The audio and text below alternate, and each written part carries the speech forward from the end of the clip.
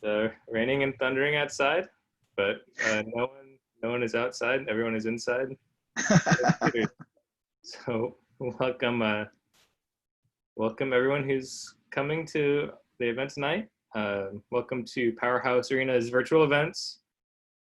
My name is Chris, the events coordinator, and tonight I'd like to welcome Lilly Dancyger and Rudy Foster. Thank you everyone for coming.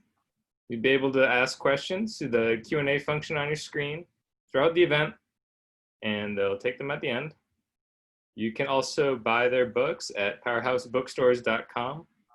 The links are in the event page, and I'll also repost them to the chat. And I'll introduce Lillian Foster now. Lilly Dancyger is a contributing editor at Catapult, an assistant editor at Barrel House Books. She is the editor of Burn It Down and author of Negative Space, a memoir forthcoming in 2021. Lilly is the founder and host of Memoir Monday, a weekly newsletter and quarterly reading series, which takes place at Powerhouse Arena. Her writing has been published by Longreads, the Washington Post, Glamour, Playboy, Rolling Stone, and more. She lives in New York City. Rudy Foster is a queer, non-binary trans writer whose work on sex, identity, relationships, and recovery has appeared in the New York Times, the Washington Post, and McSweeney's, among others. Foster is the author of I've Never Done This Before and Shine of the Ever. They hold an MFA in creative writing and teach writing workshops in Portland. And I'll hand it over now. Thank you so much for having us. Lilly, hello. Hello, so good to see you. Can you hear me? The thunder in the background is it's building a sense of anticipation for me. Sorry if you all hear loud crashing in the background. That is... No, it's called ambiance, baby. Well, speaking of landscapes, would you like to start by reading a little bit from your new memoir, Negative Space? Yes, I would love to. So I'm just going to read a short excerpt. I think all you need to know about this is that at this point in the story, I'm deep into an investigation about my father's life and art and heroin addiction. And this passage comes right after I've learned some new and disturbing information about things that were happening in my early childhood that I was not aware of. This was a time period that I thought of as very rosy and wholesome and lovely.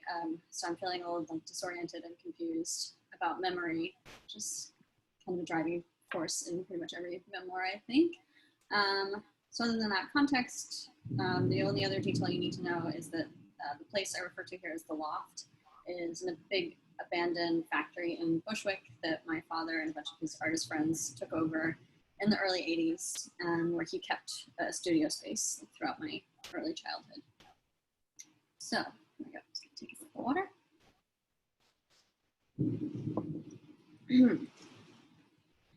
I needed some way to test my memory, something physical and tangible I could measure it against to help me understand what was real, or how anything could be real if it was such a small part of the story, missing so much context. So on a cool autumn morning, I took the L train out to Bushwick and made a pilgrimage to the old Loft. In the first block after the train station, there was only one business that didn't fit in with my memories, real or handed down, of the neighborhood. A hip-looking restaurant called Harefield Road. There was an art supply store called Artist and Craftsman Supply, and the sign out front said it was established in 1985, 2 years after the guys moved into the Loft, and I wondered if they believed it had opened especially for them. There was only one shiny new apartment building so far on the block, and it rose a modest 2 stories above the squat brick buildings on either side of it. It didn't loom over them, drooling glass and steel down their necks like the ones in the East Village. This was 894 Metropolitan. I was getting close to 1,000 to the Loft. Though I had only lived at the Loft briefly, part-time, and when I was very young, a disproportionately large amount of my early childhood memories take place there. They're just snippets. Me riding my Fisher-Price car in circles around the cavernous living room and seemingly endless labyrinths of hallways and makeshift bedrooms. burrowing into scratchy wool blankets and eating grilled chicken during rooftop barbecues at night, while Mark sang Johnny Cash songs and let me believe he'd written them for me. Me and my cousin Savina, a year younger than me, the rose red to my snow white, playing Circus, a game that consisted of covering each other's faces with stickers. The giant stuffed tiger that Mark and Papa found on the street and brought back to the loft, which Sabina and I rode like a sled while they took turns pulling it behind them. Me in Papa's bedroom, which in my memory looks as big as a darkened concert hall, dictating stories about the creation of the universe, while he dutifully took them down in little hand-bound books of brown paper, him reading Grimm's fairy tales to me while I painted illustrations for them. The kitchen was the only room with any heat, so the guys would spend all winter sitting around the long, splinter-covered table, talking about what they were working on, giving criticism, praise, and suggestions, and making jokes I didn't understand, laughing loudly with teeth full of coffee grounds. As I got closer, I noticed that the sidewalks looked like they hadn't been repaired or replaced since the day when I was 3 years old, that my father told me he liked cracked sidewalk squares because they reminded him of spider webs. The air retained the industrial smell of spray paint and fumes from the auto repair shop that still stood on its own little triangular block, formed by the intersection of two diagonal streets. Breathing in that bouquet, mixed with the smell of rain-wet concrete, I could have closed my eyes and been back in 1991. With so much connected to it, I assumed I'd recognize the building when I saw it. I passed 980 and knew I was almost there. I looked ahead a bit and saw a U-Haul rental lot. I stopped walking, stopped breathing. I was prepared to come back and see my childhood block completely changed, even ready for the loft to have been converted into a store or a restaurant, or worse, expensive renovated apartments. But I was not ready for the building to be gone entirely. If it had been converted, there would still be traces of the old loft to seek out. But if it was gone, I would never know if it was really real. Memories are so intangible and slippery. I just wanted there to be one solid place, a building I could lay my palm against that would draw them down to earth. Then I noticed the unmarked, windowless metal door of the building just past the U-Haul lot, with two crumbling concrete steps leading up to it. And I exhaled. This was it. I stared at the graffiti on the door, daydreaming about what New York would look like by now if everyone still left the job of painting over graffiti to other taggers instead of dispatching city workers to match paint colors. There was no light on inside, and some of the windows were covered in cardboard. I looked up and down the street, and seeing nobody coming for blocks in either direction, I set my tote bag down on the sidewalk and took a running jump at the side of the building, grabbing onto the bars on one of the windows with both hands. Walking my feet up the crumbling brick wall, I pulled my face up to the window. I couldn't see far inside, it was so dark, but there was a pile of construction material and miscellaneous junk that looked like it could have been there for years. It looked like the building was empty again, and I had a brief fantasy of prying open the bars and moving back in. From what I could see, it hadn't been gutted. For all I knew, the penny I glued to the kitchen floor 20 years ago could still be there. I let go of the bars and jumped down, wiping my hands on my jeans and examining the deep red impressions the bars had made on my palms. I picked up my bag and crossed the street to appraise the building from afar. Sitting on a stoop on the other side of Metropolitan, I couldn't believe how small the loft building was. Remembering how exhilaratingly high up I felt when we barbecued on the roof, I skeptically measured the 2 stories through a squint. The fact that the building took up most of a block only added to the appearance of its slouching. I pictured the loft ceilings fading into imperceptible heights, and I just couldn't imagine them fitting into this unassuming little pile of bricks. Even the fact that I was a physically tiny child couldn't account for the discrepancy. It must be the same magic as all of Narnia fitting into a wardrobe. I'd set out to find some clear measure of how my memory fit into reality and vice versa, but I'd only found more evidence that they could both exist, even if one seemed to disprove the other. I didn't know what I would find next that would contradict what I thought I knew, but I was afraid to find out, even after years of this search. I reached a turning point, a part in my father's story that intersects with my own memories, with the stories I told myself about my life and who I am at the most essential level. What if I found the real story, and the life I remembered couldn't possibly have fit inside? Thank you. Oh, God, you're so good. I just wanted you to go on. That's wonderful. Thank you so much for reading that. Oh, you know, for people who don't already know, I know Lilly because she is one of the finest editors I've ever worked with. She's so talented and has always and consistently seen what was good within the pile of trash I handed her, which is, I think, a magic ability. Um, your writing is so, I shouldn't be surprised to say this, but your writing is so clean. I loved how your the placement of your narrative self is so clearly defined in every step of that passage. It's almost like I'm following you like a dot or a rolling camera along the street. Um, and I think that's one of the challenges of writing memoir and of writing memory is that there's loops to it, right? It's like you allude to like the flexible nature of memory and collapsible landscapes, things that can get removed or replaced.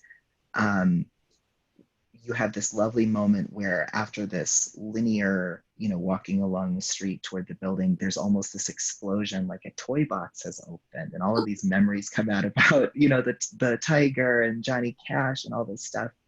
And I wanted to know for your writing process, what was your organizing principle for this book? Like, how did you take so much material and make it, coherent? Yeah, I mean, that's why it took me 10 years trying to find something to hold on together. So, in this book, there's my father's story, and there's my story, and then there's this story of me, like the researcher, trying to put it all together. And so that, that idea of the, my narrative self as the little avatar that you can follow through the story, that was kind of like what I held on to as like the rope to like, okay, please make this just make sense and have one thing that's consistent. I think it's like almost a memoirized detective novel. Like, Yeah. come along with me as I try to piece this story together. And that, so following that storyline of me trying to make sense of this all and trying to uncover the story, but then also kind of bending that a little bit to make it fit chronologically with my father's story that I was uncovering. So the part that's like the determining chronological thread is my father's life story, and then kind of my story and the investigation dip in and out of that. Mm-hmm. I remember you saying that, your father's art, and I think his artwork is incorporated in the book as well. Is that right? Yeah. Here I have the art here. You can see. Oh, art. Peaks. There's some dog masks that are in there. Yeah. That's so cool. Did that is the art included sort of as an illustration of what he was doing and what his character was like at the time, or is that sort of part of the plot as well? Like, are these paintings and works, are they milestones in the memoir? How do you incorporate a visual element? Yeah, it's tricky.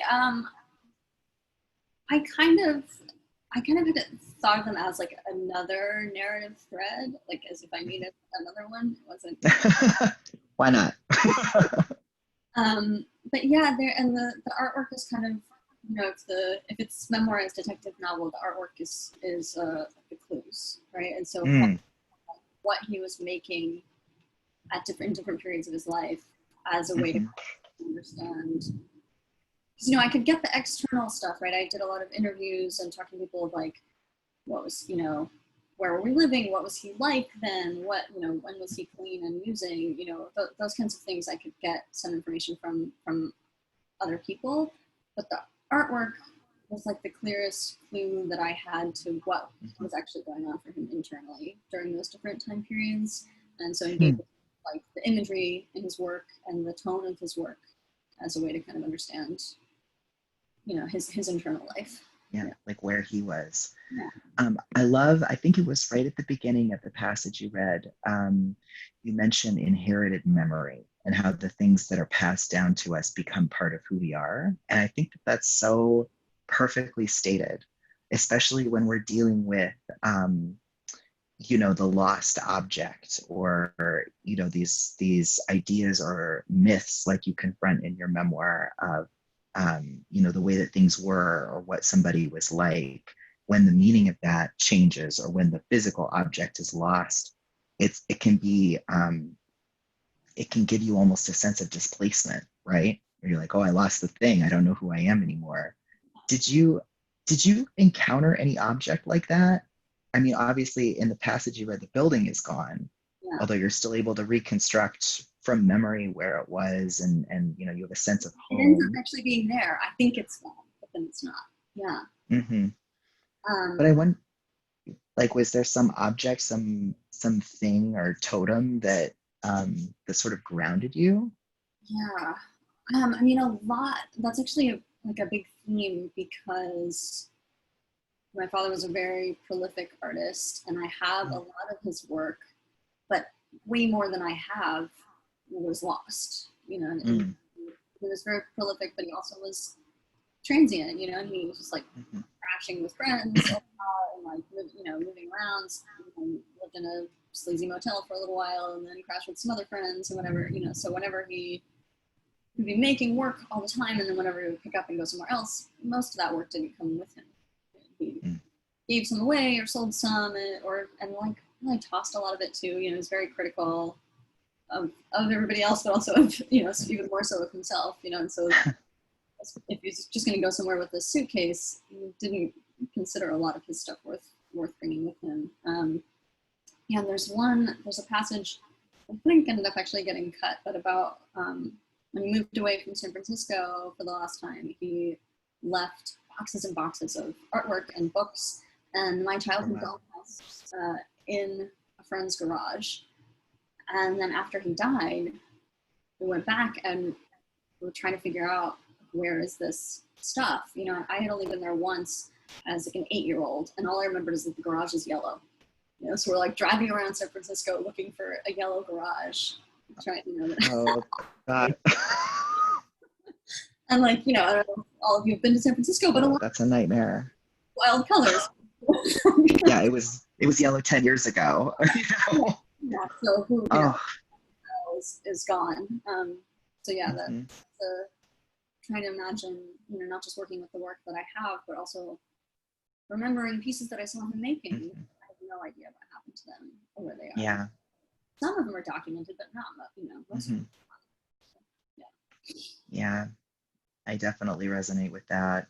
I mean, as somebody who's in recovery from heroin addiction, it's really, to me, it seems, I mean, you discard the past like that, one of the things I can remember about myself when I was in active use and really stuck in that cycle of trauma and, just not being able to stop, was just this idea that whatever happened, I was going to be able to make new, I was going to be able to recreate the past. Like I would, the same thing, stash things places, or just, I was willing to drop everything and relocate and begin over again, really any day of the week. And it was this blind faith that in all of it, the past would, this foolish idea that somehow the past was recoverable or could be reconstructed. And that's such a fantasy, right? Because once it's gone, it's gone. Right. Yeah. It's interesting. And it brings up questions of legacy. If you have no past, then who are you? Yeah.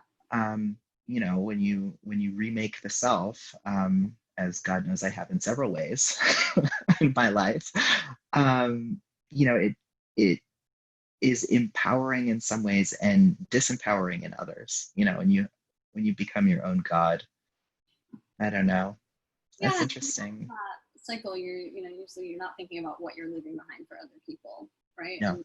And so when he was alive and leaving work behind like that, like, it was okay because he was always making more, right? It changes, he died, and then all of a sudden that stream of work has stopped.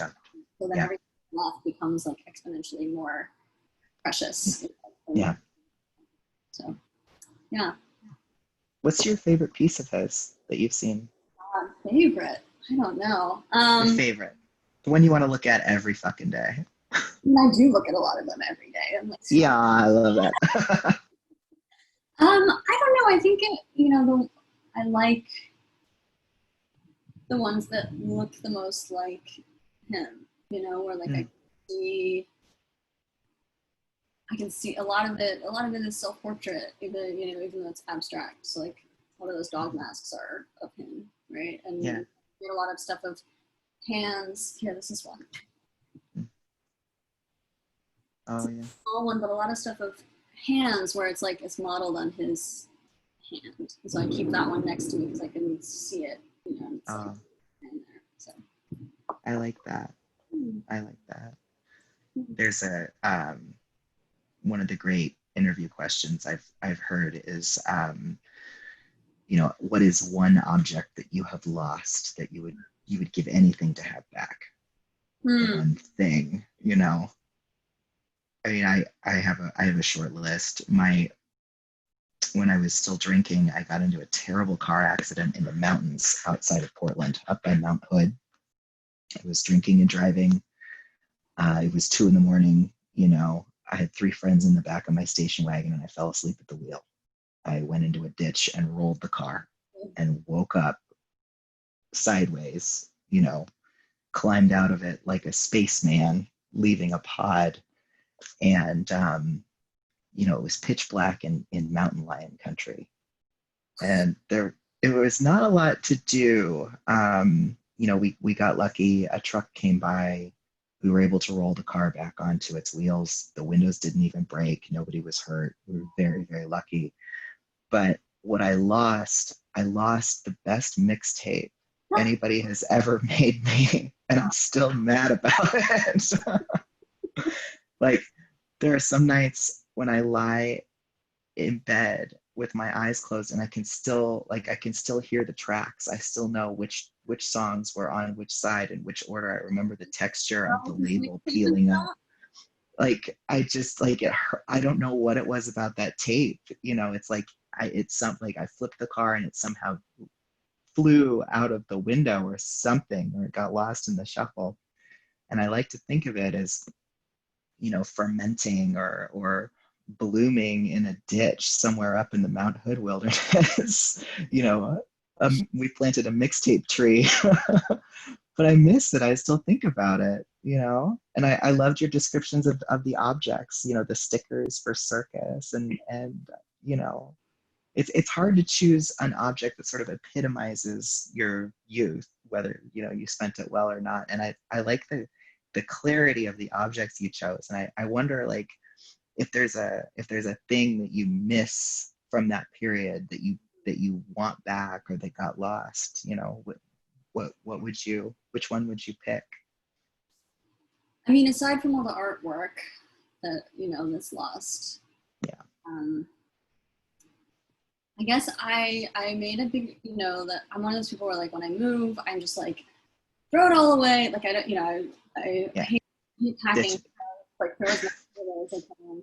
And one time when I was moving, I was like 20, and I decided, okay, I don't need all my childhood stuffed animals anymore. I'm getting rid of all these, and I threw them all in a trash bag. And babies too, and I donated them to a preschool, so I didn't throw them away. But I wasn't thinking carefully enough, and accidentally included like the most important one that, like, I probably would still hug and sleep with sometimes if I still. So that's now I'm a little more careful about packing now. What was its name? Mommy Genevieve. Mommy Genevieve, wherever you are. God, that's so sad. That's a loss. Yeah, that's a sad one. But yeah, mixtapes. I think you should read now. Oh gosh, mixtapes. I'm going to read a little bit from the title story of Shine of the Ever. Speaking of mixtapes, the title story is set in the early aughts, which is sort of a continuation of the grunge era in Portland, where nobody is hip, where federal agents run the streets. Okay, this is from the section of Shine of the Ever called I Love You. We spent most of the winter in and around my apartment, which overlooked a boring section of Southeast Belmont before the cafes and Pacific Northwest inspired restaurants moved in. My rent back then was $550 a month. It had hardwood floors, a bedroom, pocket doors, and a view of Mount Tabor. My neighbors were older people who had been there since the 1980s. I was the youngest person in the building, young enough that I was the only one who didn't have a player for the tapes the other tenants swapped in the laundry room library. I only had a binder of CDs. I didn't buy a lot of music because at the time the rent I paid was considered kind of high. Since then it has more than tripled. I'm pretty sure my old neighbors are all out in the numbers now. I'm just saying. I don't live there anymore. Nobody I know does, but there's never a vacancy. Explain how that works. Where the hell do all these new people come from? At least the weather hasn't changed. That winter with Ada, it mostly rained, but one day snow piled like popcorn in the gutters, and on another morning, a white fog muffled the neighborhood so that we couldn't even see the mattress company storefront across the street. We were an actual couple. We did relationship things. Ada went to her classes at Portland State, and I went to my library job, but we always met up at the end of the day. She didn't want to spend time with anyone else, and I wasn't bored yet, so it worked. She served me free beers when she picked up shifts at the Crowbar. When school got too busy, she quit and started bringing over a bottle of whiskey a couple times a month. She didn't want me to ever feel deprived or like I was missing out, she said. She didn't want me to have a reason to go anywhere but home. We went to places that are other places now. We shared beers at Blue Monk, which was a bar and music venue where you could hear actual good hip hop and jazz musicians who didn't play that gooey elevator shit. The Blue Monk is called something else now, and there's a line out front with a doorman and a velvet rope. The people waiting are all dressed up. Lines were never a thing back then. I associate never waiting with that time in my life because the timing was always just magically perfect. Anything you wanted, you could have right then. Brunch, beer, a turn in the horseshoe pit. Delayed gratification didn't exist when I was 23. Ada and I kissed in bars that are too clean for me now and too expensive. It's bizarre when I go back now and try to approximate the proportions of the places I used to know so well. I went to one of my old dives a few years after it closed, and only the ceiling was still the same. Pipes and drywall, peeling paint, that was all. Everything else, from the lighting to the tinted mirrors over each booth, was styled. The weird thing was the place was styled to look like old Portland. My Portland. They spent a fortune trying to do it too. The matching frosted globes that hung from the exposed rafters would run at least $400 a piece. A matched set in such good condition must have cost a mint. The tables were tropical salvage. I had that feeling that I was in a movie set of my own living room, where every object looked exactly like my personal possession, but nicer, cleaner, and more appealing. I hate it. These designers put in a lot of effort to make things seem natural, but I think the only people who believe it are the ones who never saw the original. They don't understand that this isn't Portland anymore, it's Portlandia, a theme park of the places that we used to love. If you have no point of reference, you are very easy to fool. So that is that on that. I love that section. I read it and I just like, it's so interesting to me how that feeling seems to be pretty universal in the cities that are being taken over. I have a friend from Texas. She lives in Austin now, and she's like saying all the same things about Austin that I say about New York, say about Portland. Yeah. Like, what is that thing? And I wanted to try and see if we could get to the bottom of it a little bit, because there's I mean, there is no answer. I think that, I think that it's the nature of whoever is there first to feel a sense of ownership. It's not lost on me that, like, as a white person on Chinook land, that, like, I certainly don't belong here.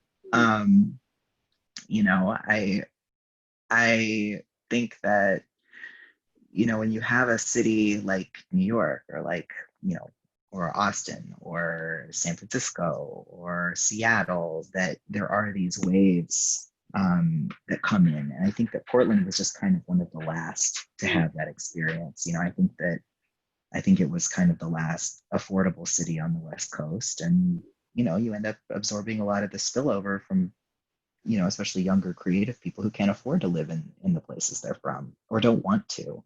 Wow. I grew up in Virginia, outside of Washington, D.C., and, like, I would be damned if I was going to stay there.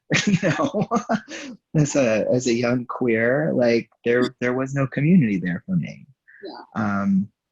So, I pulled the plug and left in 2001 and came to Portland in 2002, and I've been here ever since. Yeah. It's almost 20 years. And I feel like in retrospect, I was definitely in that first wave of gentrifiers, that I was there right at a time when I actually saw the changes that other cities have seen over and over again, so many times, right? Like the loft culture that you described in your memoir, that doesn't really exist anymore, right?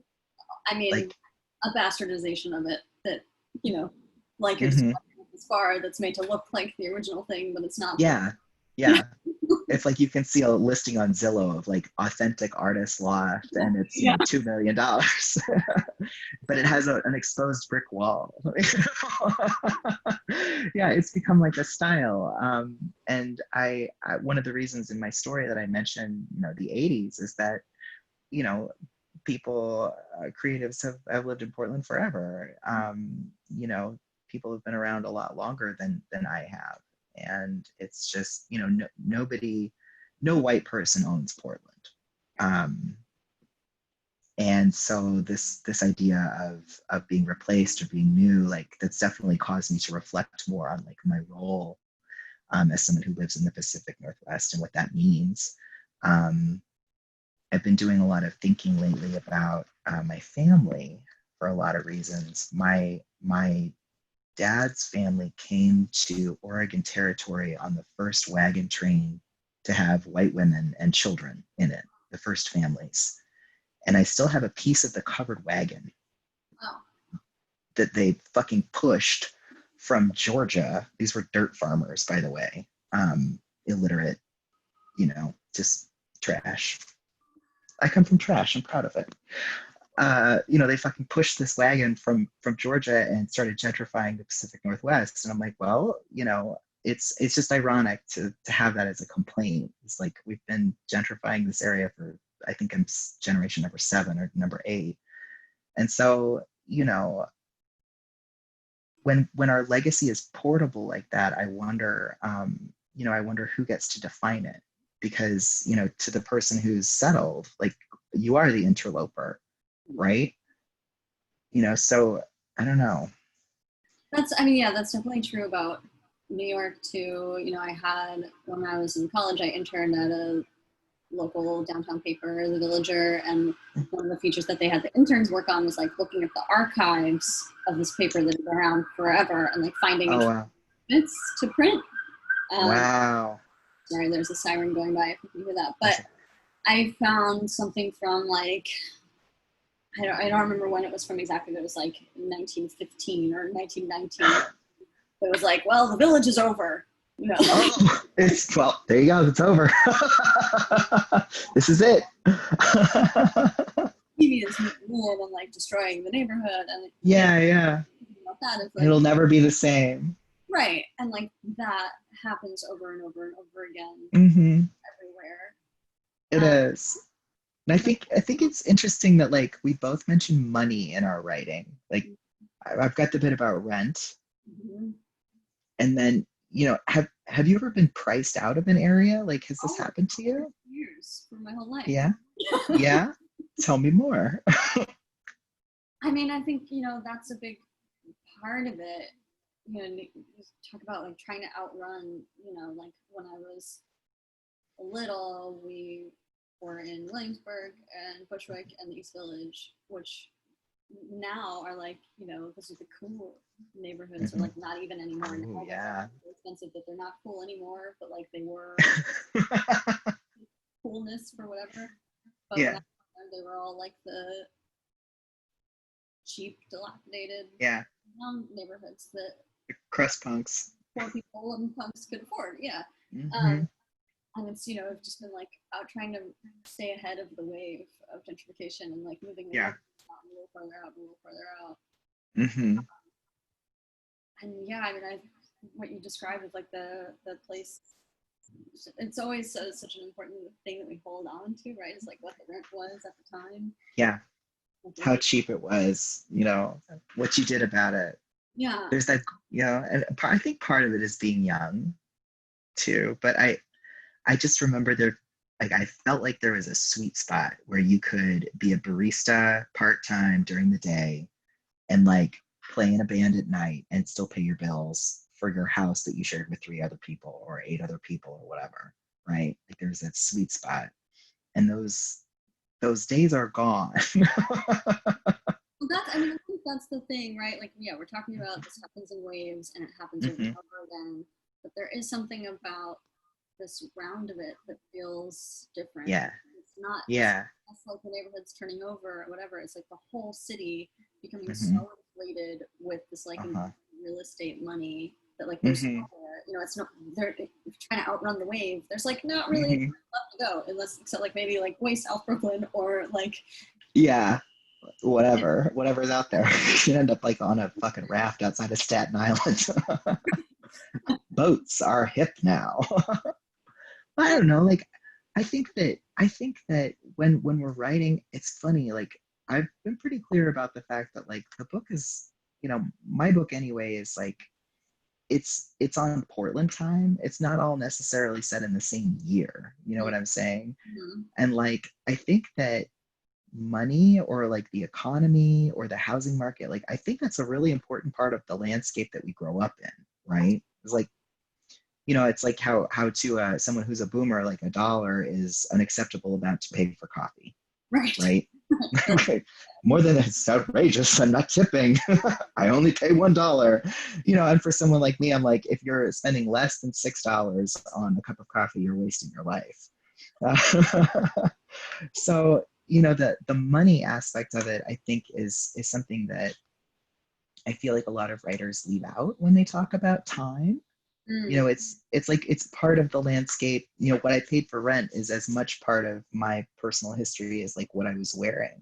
People forget that like the 90s and the early aughts was like, you could fill your gas tank for $10 or something like that. It was a different. We're talking about place also, that's one thing that feels really tangible in your collection, right? I mean, it's very much of a place as like absolutely a Portland book, but it's as much about the time, as much about the era as it is about the place in that way, right? It's like, I don't know. How do you think of time as part of setting?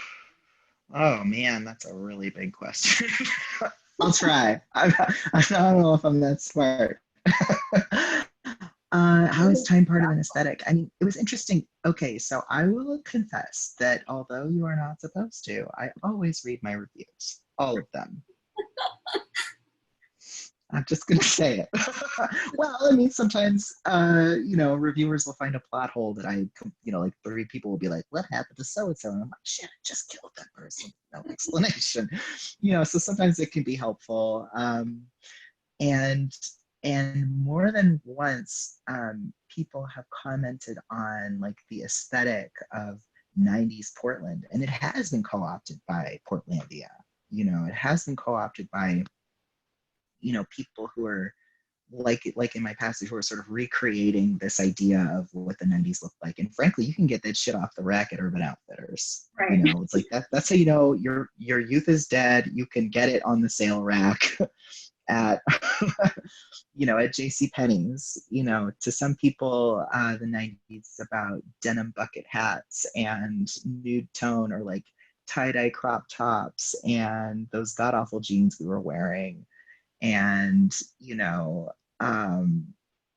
various terrible bands, just whatever. Like to them, it's interesting because the artifacts that we have retained from that time, and they are artifacts, they're like cultural totems. Yeah. Those become an aesthetic of their own, and it really makes me think about, like vintage shopping when you go out to like a secondhand store or a vintage store, and you're very petite, so this is probably not an issue for you, but I remember looking for, say, a silk cocktail dress from the 50s and being like, all of these were made for Audrey Hepburn. It's like, unless you're like Lilly and you're 5'2", and slender, like I was like, were all people in the 1950s like this? Was everybody tiny? Because Right. I'm gigantic.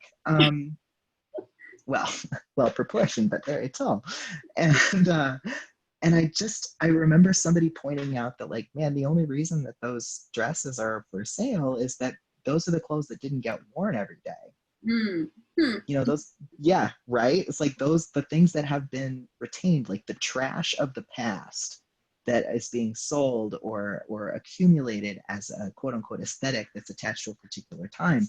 Those things only exist because nobody used them. So if you're finding a mint condition Backstreet Boys CD, maybe you should reconsider why it hasn't been opened and scratched to hell. That's really interesting. Yeah, I never thought of it that way. But that was something I always enjoyed about vintage shopping. Especially, I'm small now, but I was smaller when I was a teenager, and like, it's like I can either buy children's clothes or I can buy vintage clothes. Ooh, such good choices. But I mean, interesting. Yeah, because cultural pressure and waist trainers and all of that. But yeah, all that stuff. Yeah, I think it's fascinating, and I think it's interesting too, like connecting it to like the punk, I don't know, movement, but like the punk aesthetic.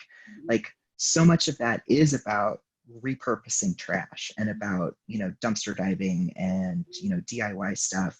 Like, I haven't retained a single item of clothes from that period of my life because it was all sewed together with fucking dental floss. You know what I mean? Like, it was literally coming apart at the seams. I couldn't have preserved it if I wanted to. Yeah, they're not wearable, but they're like artifacts, like you said. And like, yeah. I can't wear it anymore. But, yeah, it's like my past is held together with safety pins. Yeah.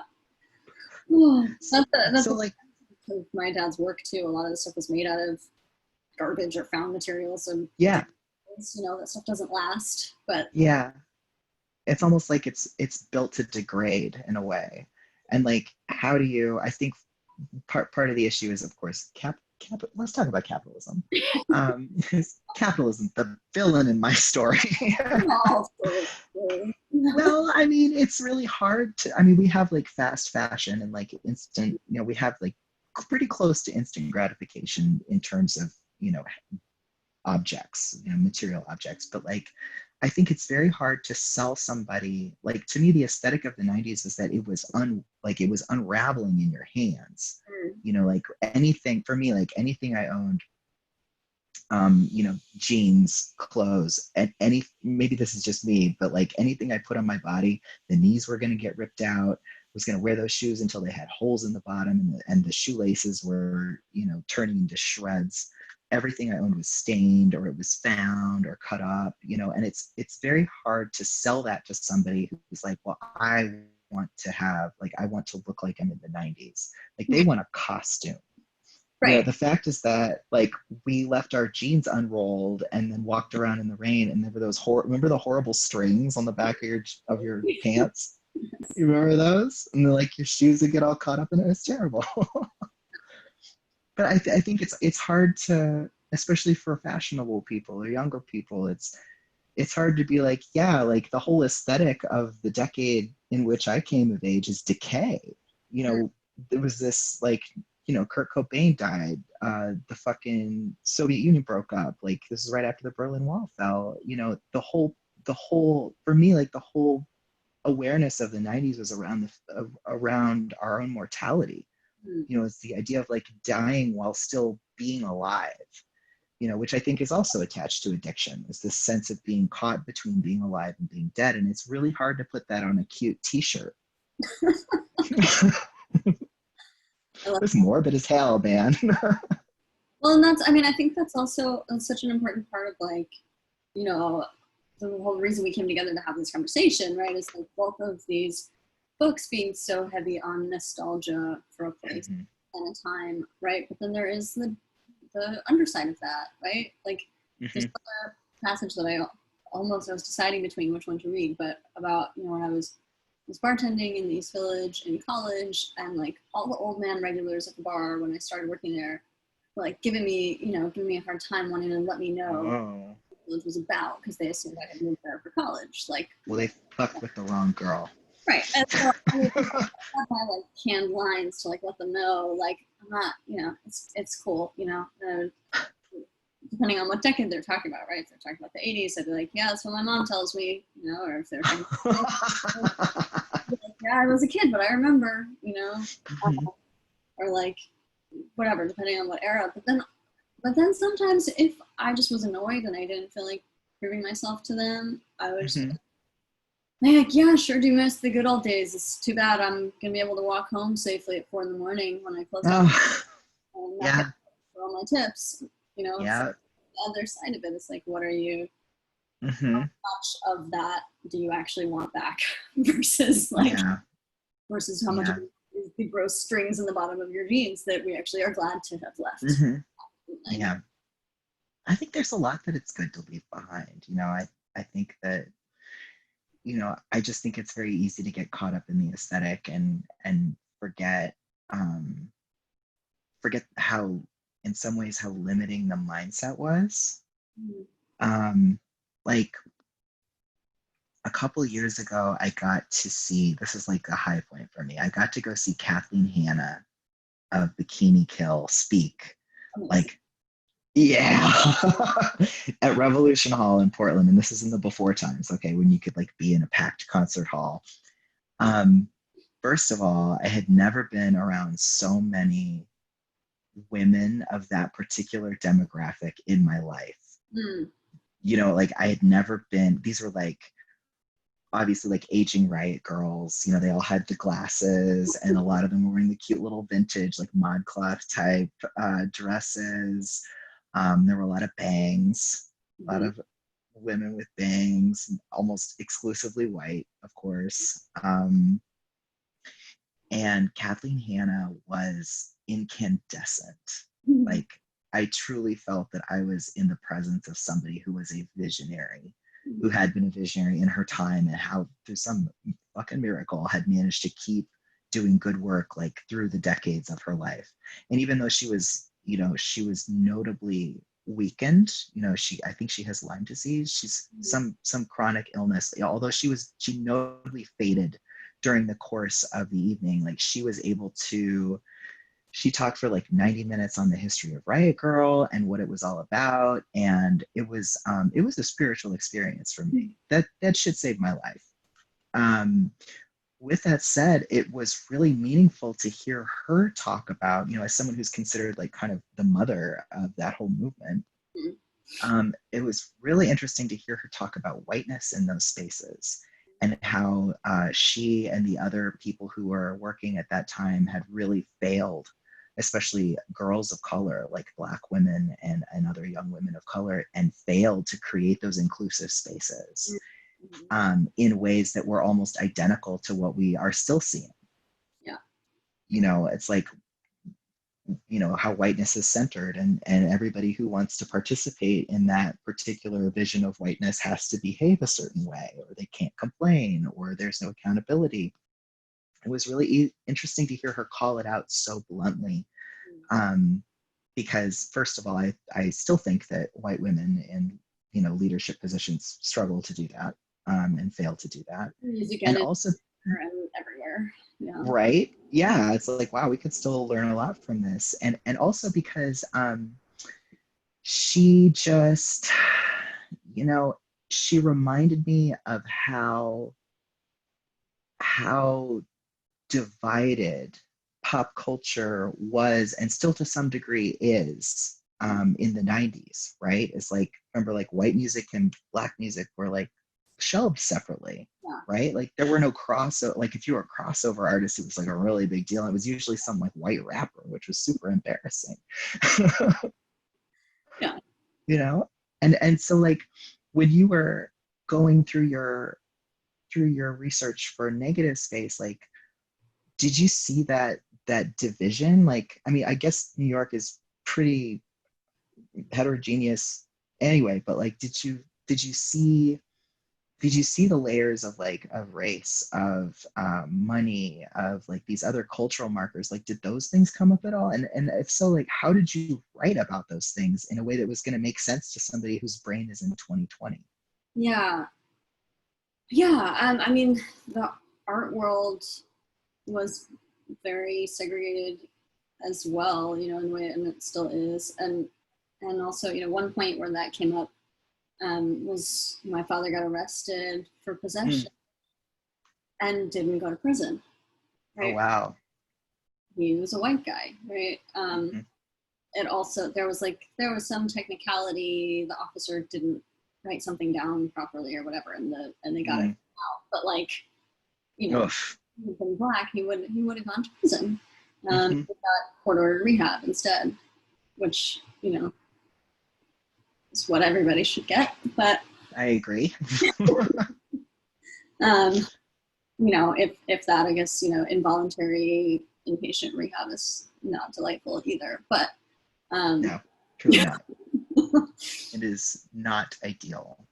Yeah, but I mean, that's definitely something that I thought about, and I didn't really know how to go into too much depth with, other than acknowledging that, like, I probably would have gone into that if he hadn't been a white guy, even though he was a junkie and like and filthy and whatever. He still got better treatment. Yeah, that's interesting. I mean, I guess, like, in your memoir, there's the additional layer of childhood, and I thought you did that really, really nicely as well, where this, you acknowledge, like, the way that I remember it, or the sort of golden gloss of nostalgia as a child evaporates as you become older, and you realize, like, man, we were not doing so good. And, like, it's interesting because I think childhood is a prison of its own sort.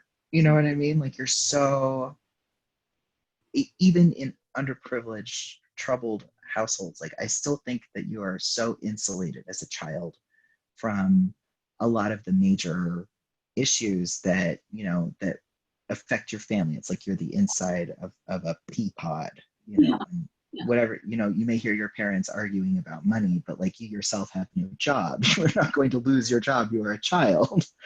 It's not like you don't have anything to worry about, but, like, I don't know. I think you can't fully understand, and that was what I grappled with a lot. It's like, looking back, like, oh wait, okay, yeah, I did see that, and I did know, like, I did know a lot of this. I just didn't I didn't know what that meant, really. My parents were addicts because they were getting clean when I was 7, and so oh, wow.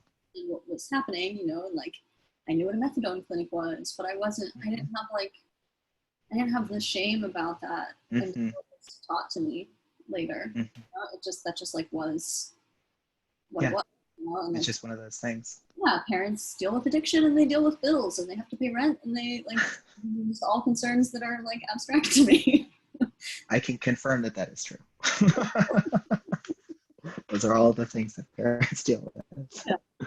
But yeah, it's interesting because, like, to me, childhood is kind of, like, timeless, right? It's, the childhood of Robert Frost is not that different from the childhood of Lilly. Right? It's like, a child is a child is a child. And so, was there like, I don't want to spoil it. I don't want to spoil the book for myself or anybody who is listening. But like, was there a moment when you realized that like you weren't going to get your childhood back, or that where you learned something about your father that was just going to completely change your understanding of who he was? Like, what was the point of no return for you? Yeah, the biggest point was, I don't think this is a spoiler because it comes kind of early in the book, but Okay. that when he died, the official cause of death was undetermined. Huh. There was no, he was clean when he died. There was no heroin in his blood. And so Oh, at wow. old, I held on to that as like this big victory, right? That it wasn't really the drugs. And, at 12 years old, I took that to mean like it wasn't his fault, quote unquote, right? Sort of redemptive. Right. That was, it was like, it was just something that happened, some external thing, and we didn't know why, right? But then piecing the story together and understanding how long and how heavily he had been using, I had this kind of, it finally clicked into place like almost 10 years later that like, okay, just because there wasn't heroin in his blood when he died doesn't mean it wasn't responsible. You can't use heroin for 20 years and like get out of it clean, healthy, right? Like, yeah. And you don't just die at 43 years old for no fucking reason, right? And so that was a big like realization moment of like making that connection. Like, yeah, of course it was connected. Yeah, like, how could you actually not think it was for that long? Yeah, I'm grappling with that and like actually feeling anger toward him for the first time when realizing that. How did you work through your anger at somebody you couldn't call up and scream at? I don't know that I really did. I mean, I think the kind of the point of the project was to try and have a fuller, realer picture of him, and not just like the childhood idealized version. And so I think having some anger towards him is part of that, and just like letting that be a thing that exists alongside the love, and all that. And as you know, I'm not a proponent of thinking anger is something you necessarily have to let go of. Yes. Yes, that's one of the things I loved about Burn It Down. There's every flavor of anger. one for every season, every occasion. But yeah, I think that part of adulthood is like, I think you like speaking for myself, like I felt like I became an adult when I was able to forgive my parents for who they were and what they had done. Like, I'm an adult yet then. It's coming, it's coming. Okay. Yeah. They fuck you up, your mom and dad. Yeah. I just, that maybe it's not to forgiving doesn't mean like letting go of it. It doesn't mean to forget what the pain or the wounds, but I think for me, like being able to see my parents, like you described, like seeing them in the 360. Yeah. And just understand like that they too are deeply flawed human beings who were bitterly disappointed by the choices that they made. I think that helps me understand a little bit better about who they were. And, outside of my personal life, I think that I have that same parent-child relationship with Portland. And I think a lot of the reasons that I wrote Shine of the Ever and that these stories ended up the way that they were is that I have been trying to let go of this city since I moved here, 20 years ago. I've been trying to forgive it for not living up to my expectations, not delivering me the things that I had hoped I would find here, not being able to leave, the changes, it just seemed to alter itself so quickly. It's like the ground would drop out underneath my feet, and every time it felt like I would have to forgive it and forgive it and forgive it. And that's kind of where this book came from. That's so but cool. I don't know. Yeah, and that's such an interesting way to think about it. It's similar to that parent-child. Like you do it forever, but it disappoints you, and yet you stay and want to hold on to it. You keep loving it. You keep loving it. I wanted to ask you, is your dad, your folks are from New York? No, my mom's from Buffalo and West Virginia and a bunch of places, mostly Buffalo. My dad's originally from St. Louis, but they both moved to New York when they were in their 20s and stayed until I was a kid and they were first trying to run away from drugs and they ran to San Francisco, which as if there aren't. There are no drugs in San Francisco.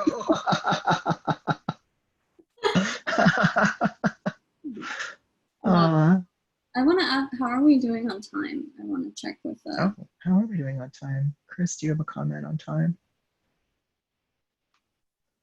Chris has left the chat. Yeah, I just want to, we could like sit here and shoot the shit for hours. We are. You want me to read one more thing? Yes. I'll read one more thing. Okay, speaking of continuity, this is from How to Be a Better Metamor, which is about another type of landscape, which is the landscape of an open relationship, or where one partner has about it. Josie's future self, who is 33 and way more open-minded than Liz and Mark put together, would probably look back on this period of her life and sigh wistfully.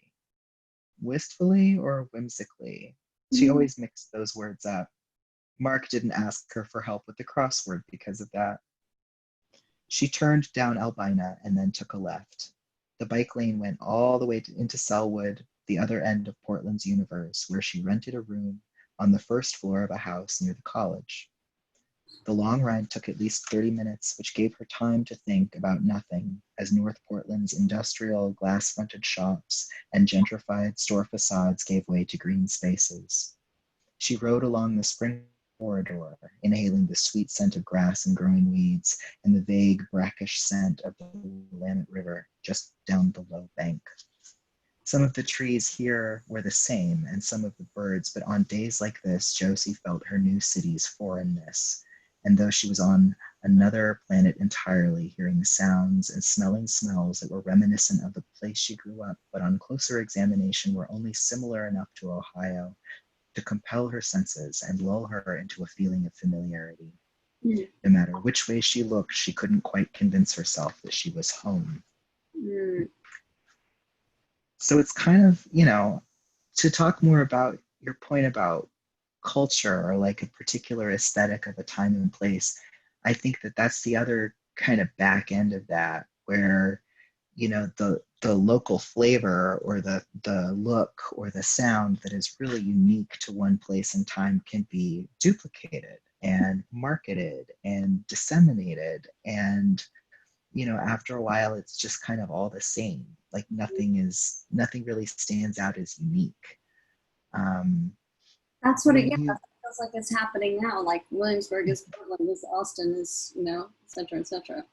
Yeah, I was gonna ask, like, do you guys have like so in Oregon, or at least in Portland, it's this like really rich sort of denim blue, dark gray color. And that's the color of progress. It shows up on all the new buildings. You know what I'm talking about? Like it was like it's a symbol like the ampersand. Like as soon as the ampersands in the store names come to your neighborhood, you're done. It's over. Once you start seeing this pavement gray, this designer gray, it's, the invasion has begun. Do you guys have a color in Williamsburg, or how do you know it's over? This minty pastel green, I think. Oh. And it's so weird because they make it so jarringly different. There are all these like old brick buildings, and you put this, yeah. It's this like. You're dead. I think that. Seeing in the chat that we have a question in the Q&A that we should take. What is it? Let's see, I'm going to read it. It's from Sabra. Oh, hi. Hi. So many records that I need for fact-checking my memoir were destroyed years ago. In some ways, this bureaucratic void of my memory has been more devastating than the emotional task of writing my memoir. I worry that I won't be able to get a book deal without documentation from when I was 5 years old. How much preliminary self-fact-checking do you think is necessary for selling a memoir for publication? Interesting. So I guess I think this probably was in there when we were talking about lost. Lost objects. I mean, that's a good question. I mean, I have not sold a memoir with my own name on it, but as a ghostwriter, I write proposals for other people's memoirs and, help them with their books. Zero. The answer is zero. Seriously. I was in this wonderful lecture with Deb Gortney, whose book, I think it was called Live Through This. It was about two of her teenage daughters running away from home.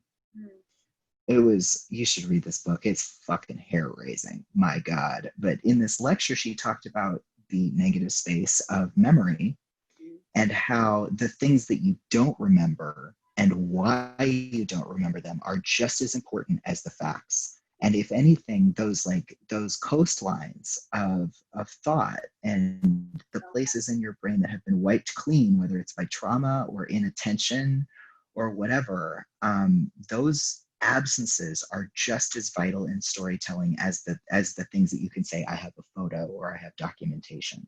No documentation is documentation. What do you think, Lily?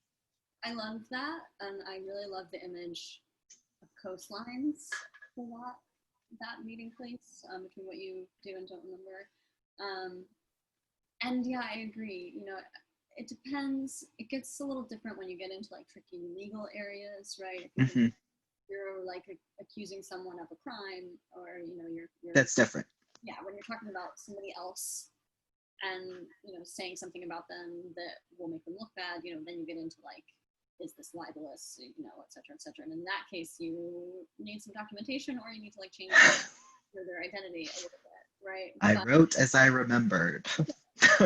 When it comes to your own experience and your own life, yeah, I don't think you need documentation. I used external things like letters and notebooks and stuff, not as evidence, but as like, to jog my own memory and to engage with, right? But not because I felt like I needed proof. Yeah. Yeah. And you did interviews too, you said. Yeah, a lot. That's interesting. Did you find that people's memories conflicted with your own or with each other's? Yeah. That's exciting. Like the disagreements are interesting. Exactly, and that's so like you said, the absence of documentation is part of the story. The parts where people remember things differently is part of the story. And the way you describe that, Sabra, of like this lack of evidence being more emotionally draining than writing the story. Like, write about that. Talk about that fact, and I think that will address that. Yeah, make a list of the things you don't remember. Yeah. Have you read, what is it? It's called Edie by Gene Stein and George Plimpton. Oh man. Okay, so Gene Stein, who is a brilliant author, pioneered this particular style of biography in the 60s. She brought this whippersnapper, George Plimpton, who you may have heard of, on as her assistant. And Edie is E-D-I-E, it's Edie Sedgwick. And it's this incredible book that it's almost like Screw Tape, like this word salad kind of style of biography where they interviewed at length every single person who had had contact with Edie Sedgwick or her family. They never quote the subject. It is only the talk around her. So her family, her childhood friends, her teachers, Andy Warhol, the factory people, the people who took care of her, the person who rented her room, the people who were stealing from her. They talk to all of those people and they splice those interviews together, and it creates this negative space in the center of the story, right? So like after a while, you start to see where the disagreements are, and you start to see where her addiction came into play and how she was lying to somebody but not to the other person, or you see how the story changes and who she became as a person. And I think that that's a really interesting approach to any type of memoir, because the fact is that all memory is imperfect. Yeah. And, for me, like if I'm groping around in my files or going through some archives or looking through the past, I know for me that if I'm doing that with too much intensity, like if the research has become the project, I'm just looking for an excuse not to write. Uh-huh. You know what I mean? It's like, or maybe you could just, make something up, underline it, and come back to it. Like, you don't need to know what color overalls you were wearing. You can just write the story. Yeah, I got to a point where I had to stop doing interviews because I was like, I had collected and collected and collected for years, and then I was like, okay, I need to just like write this thing and put it together. Yeah. I had been putting out feelers for so long that I would still once in a while get a random email from somebody that's like, hey, I knew your dad for a while in like 19- Oh, wow. and I had to be like, I can't do that forever, right? And like talk to everybody. Yeah. You hit your limit.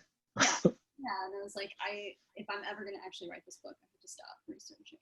But Yeah, it's interesting, like to do so much research on your father and to study him so intently, like you're probably the person who knows him best now, right? I mean, in a way, An expert.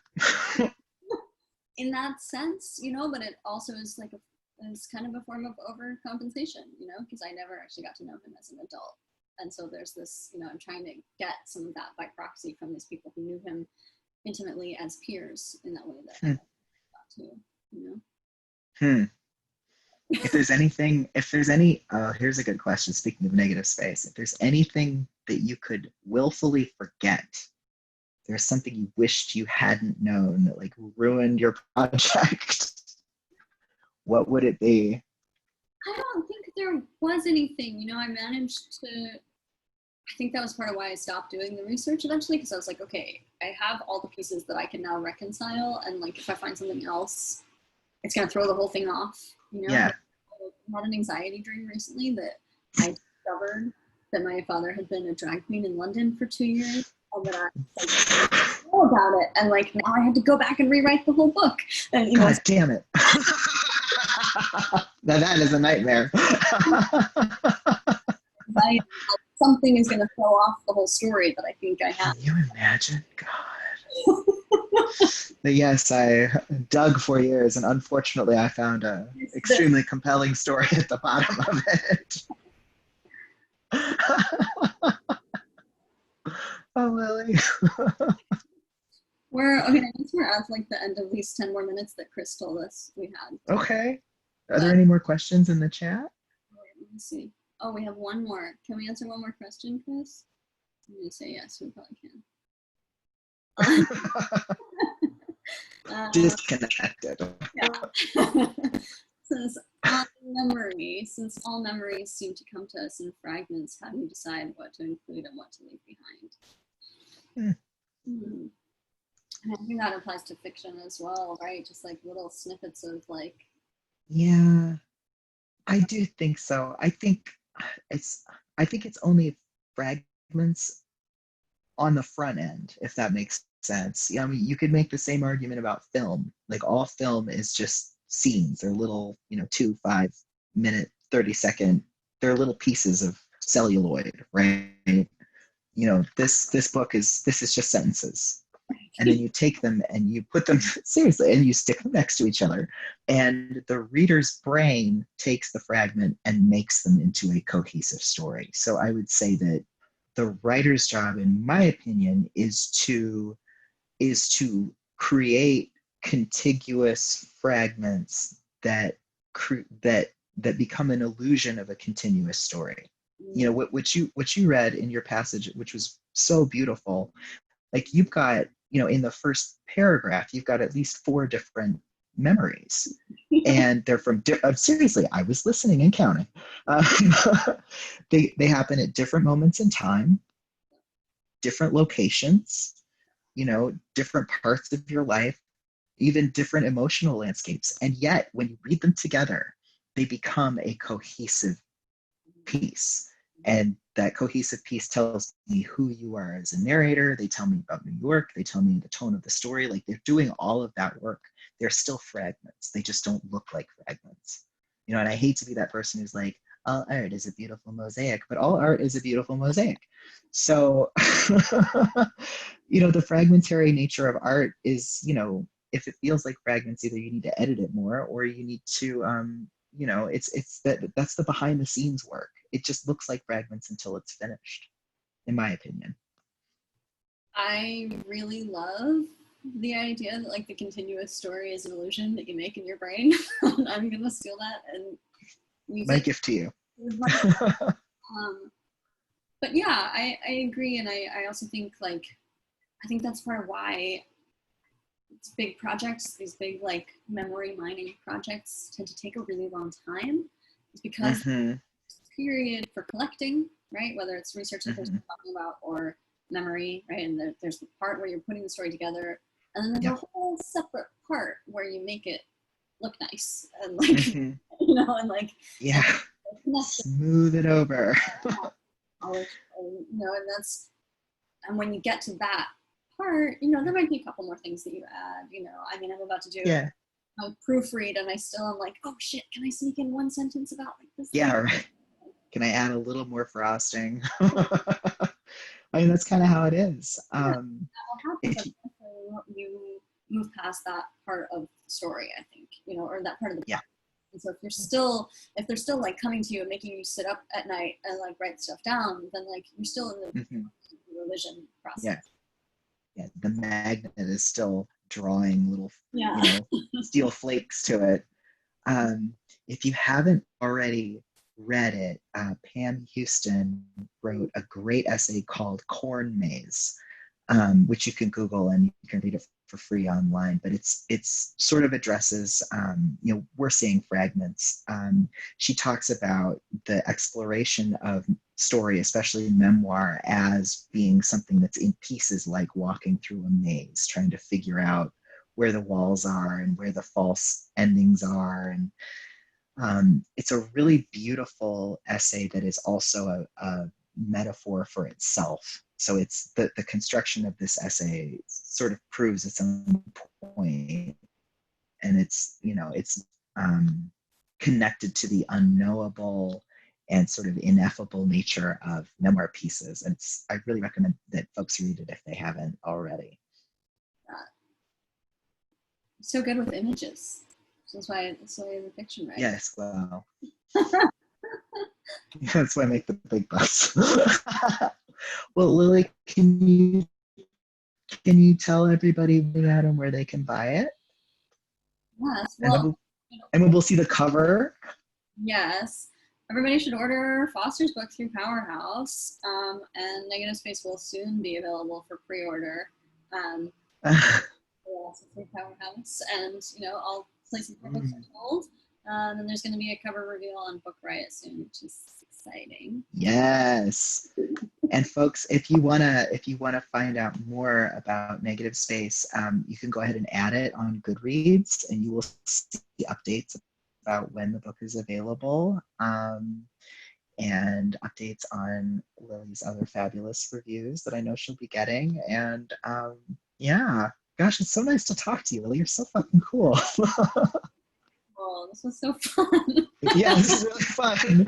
Thank you so much for reading to me and you know, to everybody else. But I so enjoy your work, and I'm so fucking pumped for this book. Negative Space is going to be like, it's going to be incredible, and I cannot wait to get my hands on it.